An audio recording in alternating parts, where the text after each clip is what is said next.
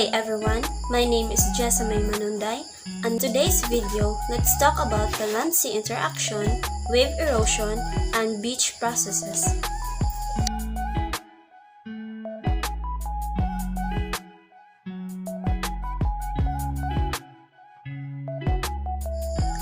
Land-sea interaction, or LSI, is the management of the land-sea interface has been promoted at European level through the process of ICM, or Integrated Coastal Zone Management, ICZM. So ICM is a process for the management of the coast using an integrated approach regarding all aspects of the coastal zone, including geographical and political boundaries, in an attempt to achieve sustainability. The tools developed by ICM are important in the identification, assessment, and management of LSI to ensure the economic, social, and environmental sustainability of Europe's coastal region. The basic ICM principles are to take a broad overall and long-term perspective, to use adaptive management, to retain local specificity, to work with natural process and respect the carrying capacity of ecosystems, involve all parties concerned in the management process inclusive planning, to gain support and involvement of relevant administrative bodies, to use a combination of instruments designed to facilitate coherence between sectoral policy objectives and coherence between planning and management, regional and local level. A wave size and shape is measured by frequency. So first we have High frequency wave. In this, we can see that it has a very short wavelength and it's got a high energy, which means it will have a high wave height. Go to the medium frequency and we can say that the medium wavelength is now somewhere from short to medium and the height of wave as well. So this is a medium energy in the water. Even further, once you reach the low frequency wave, we'll find again the low wavelength and there's a low energy in the water, so it has a low wave height. waves are caused by wind blowing over the surface of the sea. The power of waves is one of the most significant forces of coastal change.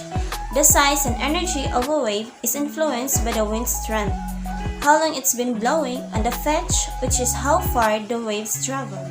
Now let's talk about wave erosion. Have you ever stood on a sandy ocean beach and let the waves wash over your feet? If you have, then you probably felt the sand being washed out from under your feet by the outgoing waves. This is an example of wave erosion. So, what is wave erosion? Wave erosion is runoff, streams, and rivers carry sediment to the ocean. The sediment in the ocean water acts like a sandpaper.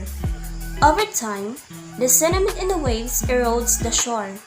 The bigger the waves are, and the more sediment they carry, the more erosion they cause.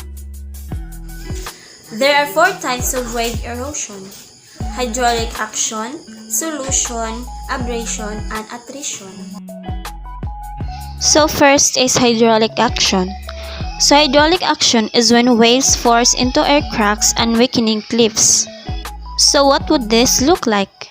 It's as the waves crash in, they pocket air and they force them into existing cracks, which causes them to wedge.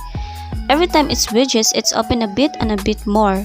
So this would be an example of hydraulic action.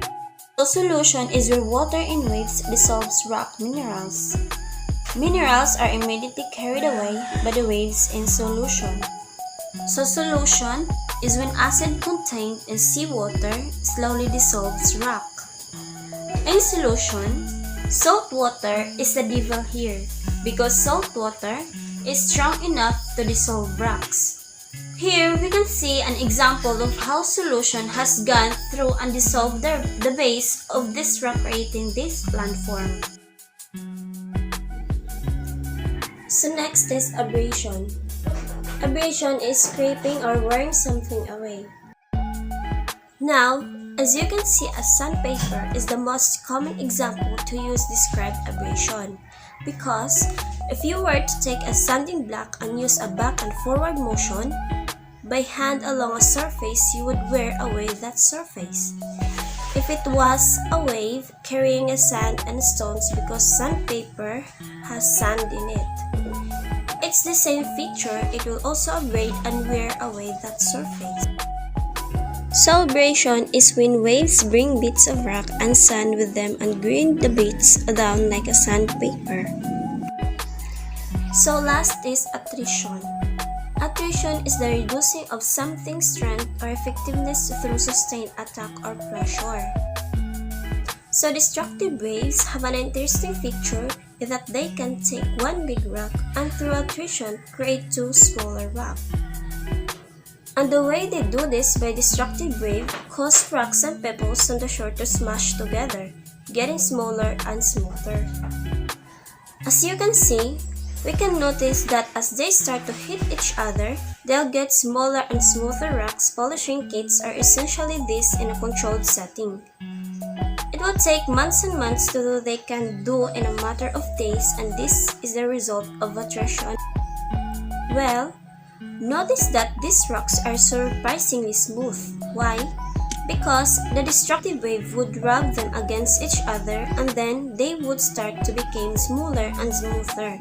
Then, that is attrition. So now let's proceed to the landforms wave erosion. So we have wave cut cliffs form, sea stacks form, and sea arcs form. Wave cut cliffs form is when waves erode a rocky shoreline. They create a vertical wall of exposed rock layers. As you can see in a picture, that there are many layers exposed in the rocks. Sea arcs form. Sea arcs form is when waves erode both sides of a cliff and they created a hole in the cliff, just like the picture beside me. Last is the sea stacks form. Sea stacks form is when waves erode the top of a sea arcs. This leaves behind pillars of rocks. Over millions of years, wave erosion can create wave-cut cliffs, sea stacks, and sea arcs. So now let's proceed to the wave deposition. So wave deposition occurs where waves, sand, and other ocean motion slow. The small particles, such as salt and clay, are deposited away from the shore. The larger particles are deposited into the beach. Eventually, in wave deposition, the sediment in ocean water is deposited. This is where water is calmer. This is where waves and other motions are strongest. Longshore drift. From longshore current is a geological process that consists of the transportation of sediment, clay, salt, pebbles, sand, and shingle along a coast parallel to the shoreline, which is dependent on the angle incoming waves' direction. So longshore drift contributes towards the formation of a range of landforms. Spawn point is a coastal spit formed by the transportation of sediment by longshore drift. Wave energy reduces where the river Humber flows into the North Sea. This leads to the deposition of material being transported by longshore drift. So spit is one of the landforms deposited by waves. Spit is a ridge of sand that extends away from the shore. As you can see in the picture, it is a spit from space. A feral spit in New Zealand is clearly visible from space. This photo was taken by an astronaut orbiting Earth. So next is sandbar. A sandbar is a strip of land formed by the deposition of sediment via longshore drift or at the mouth of the river. So as you can see in the picture, it is a long sandbar that heads far out into the ocean, formed by longshore drift. They often grow and length in the direction of the current and can form lagoons or salt marshes behind them. So last is barrier island. A barrier island is a sandbar disconnected from the land. They form due to longshore drift and protect shallow brackish bays or salt marshes behind them. Barrier island is general form in areas of low shore gradient. Now, let's move on to the protecting shorelines. Shores are attractive places to live and vacation, but the development at the shore is at risk of damage from waves. So that we have a breakwater that can provide a natural protection to shorelines. Furthermore, people also build artificial barriers such as rubble mound, vertical wall, and floating breakwaters. Rubble mound breakwaters are used for protection of harbors and beaches against wave action.